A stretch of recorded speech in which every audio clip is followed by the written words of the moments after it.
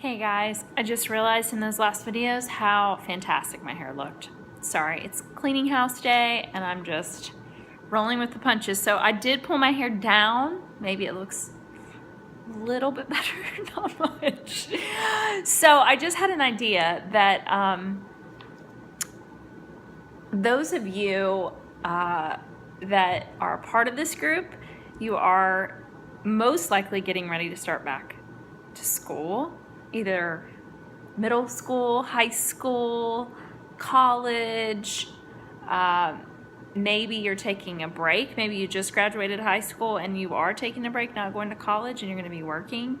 But I just want to take a minute and speak to those girls that are going back to school because it's August 1st, and hello, you guys are starting school probably in 2 weeks or so. So I wanted to just speak into you for a few minutes because I know this time of year is busy and sometimes it's a little bit nerve-wracking just getting back into the swing of things, walking into those classes for the first time. I don't think that ever gets easy. I don't know about you, but that was always frightening to me, just walking into the classroom, not knowing who's in my class, not knowing my teacher maybe, what are they going to be like. And so I just feel for those of you who are about to embark on that.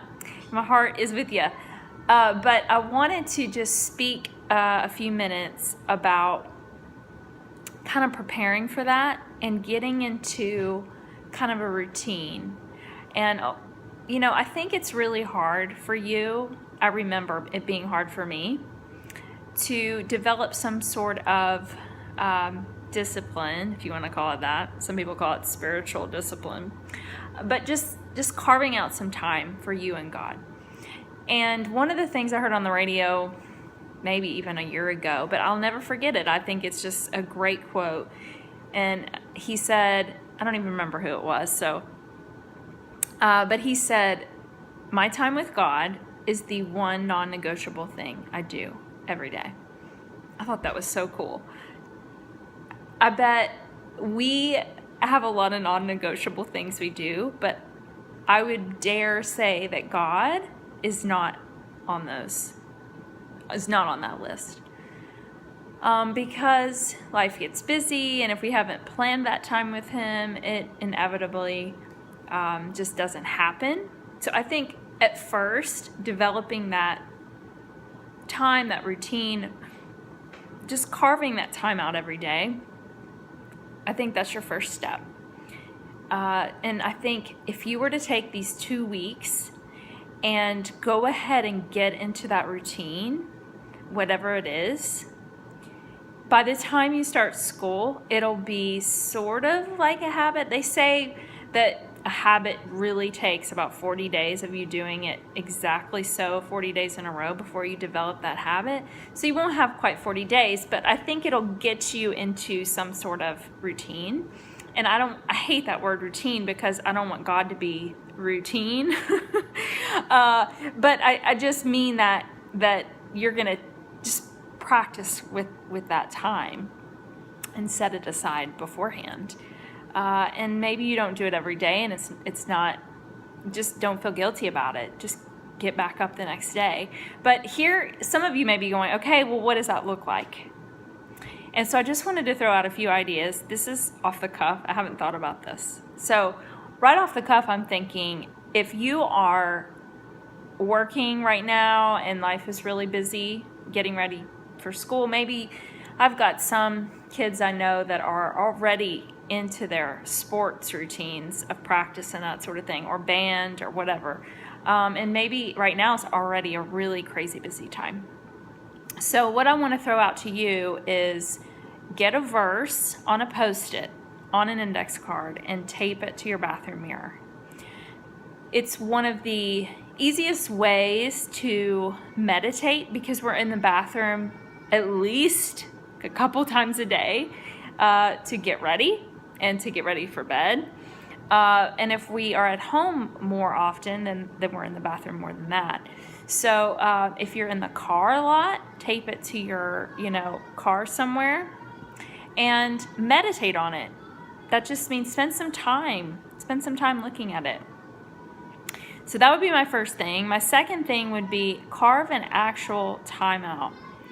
And if you hear some singing in the background, yes, that's my daughter Sadie. And Georgia. Now I hear Georgia singing. So my second idea would be to actually carve out some time, some devoted time. It could be 5 minutes, 10 minutes, 15 minutes, 20 minutes. But set it the night before. Okay, so I have to leave the house by 10 tomorrow. That means from 8 to 8:30 is my time. And I'm just going to get up and do it in bed. Maybe you have a place in your house that's just like you could go to the basement, nobody's down there at that time, or maybe you can go on the deck, or you can go to the kitchen table and nobody's there at that time. But I would go to a place in your home that is quiet and no one is going to interrupt you for that time. And now, what do you do at that time? This is totally your call. I'll throw out some ideas. You can journal. You can journal prayers. You can journal just talking to God, or questions. Journal some questions you have for Him. Devotionals are a great place because they give you a scripture or scriptures to look up, and maybe just a small commentary where you can reflect. Maybe you're in a Bible study. It's a little bit more in depth because you're going to have homework per se. I hate to say homework. Again, this is something you should be excited about. And homework is not like that great. But you will have questions to answer and scriptures to look up and things to ponder. So the Bible studies are phenomenal. I love Bible studies. Let's see. So you could do... pick a book of the Bible that you've always wanted to read and just read a chapter a day, or 10 verses a day, however you want to do it, divide it however you want, and get a notebook out and just jot down some notes that ask God to speak to you before you start reading. God, fill me with the Spirit so that I can be smarter than I am, that I can understand your word, and jot down what He gives you, because if you're in His word, I promise He's speaking. You just have to ponder and think and ask Him, what is it you want me to learn from this? So another thing that I read recently on Instagram that I thought was really neat, one of her ways of spending time with God was painting. Just getting up, reading a scripture, and then painting what God gave her. I thought that was really cool. I think, listen, you have to be who you are. Like, God made you beautiful, and He made you exactly how He wanted you. He gave you all these abilities and gifts and used them for His glory and His time and His way. So if that's your thing, if art is it, go for it. Maybe it's working out with some awesome worship music, and you're just giving that time, that praise with Him. Maybe it's spending some time in prayer. I just don't be legalistic about it. Just carve out some time and just do it. And I promise that He is going to see our efforts, because it does take effort. He's so gracious with us and so patient and so loving and kind to us that He sees it. He sees our heart. It's all about our heart, right? Even what we give in the offering plate, it comes from a place of we give out of our heart, out of our what we really love and what we really care about. So I just want to encourage you to first carve out some time and then do it however you want to do it.